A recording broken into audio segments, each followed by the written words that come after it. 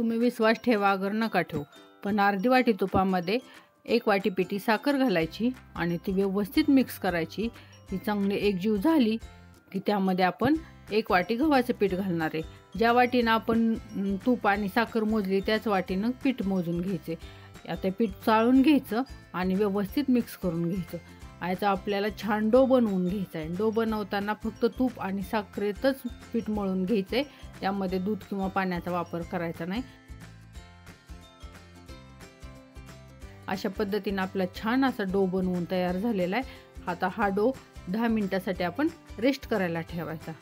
डो रेस्ट होतोय तोपर्यंत आपण एका प्लेटला तूप लावून घ्यायचं।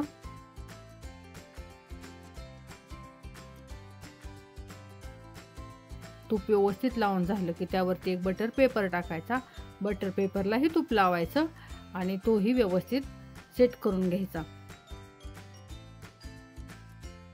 आता आपलं 10 मिनिट झालेत। हे एकदा पीठ मळून घ्यायचं व्यवस्थित।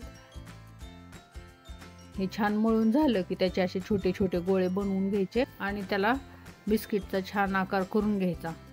हे बिस्किट जास्त पातळ नको किंवा जास्त जाड नको, अशा पद्धतीनं आपण बिस्किट तयार करून घ्यायचे। हे बघा किती छान बिस्किट झाले। आता हे बटर पेपर लावलेल्या प्लेटमध्ये ठेवायचं। आता मी राहिलेले सगळे बिस्किट तयार करून घेते। अशा पद्धतीने माझे सगळे बिस्किट तयार झालेत आणि बिस्किटला आता छान लुक येण्यासाठी टूथपिकच्या साहाय्याने मी याला होल पाडते छान, म्हणजे बिस्किट दिसायलाही छान दिसतील।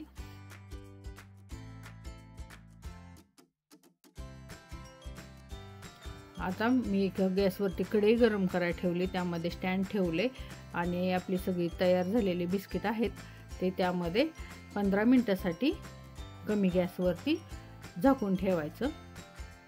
बघा आता 15 मिनिट झालेत।